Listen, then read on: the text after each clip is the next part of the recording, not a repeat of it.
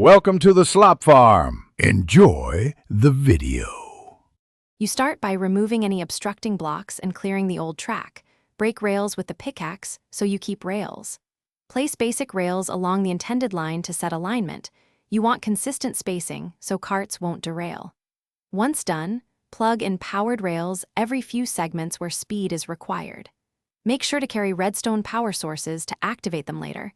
This step sets the foundation for reliable motion and spacing. You now place powered rails in key spots and connect them to your redstone power. This is where speed control happens. Test a minecart after placing a few rails to confirm acceleration and identify weak spots. When tackling slopes, position normal rails leading up and powered rails on the incline so carts maintain momentum. This prevents backsliding. If sections fail, make small adjustments to rail spacing or add an extra powered rail. Until travel is, you finish by sealing gaps and testing the full route end to end.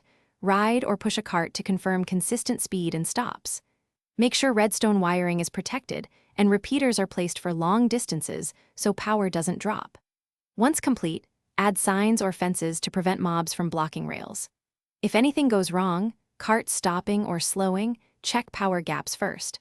Often a missing powered rail or wrong slope angle is the cause and easy. Thanks for watching. Consider subscribing if we helped you today.